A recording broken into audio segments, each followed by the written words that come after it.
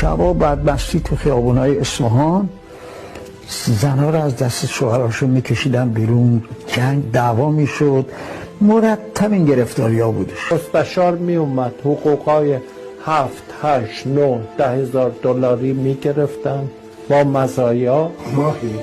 بله حق وحوش از ما میگرفتن، اینو نمیدونستیم. یک نفر از اینا آموزش این که دارن توی کشوری این که 2500 سال تاریخ داره و نمیدونم کالچرشون این اصلا صحبت نبود.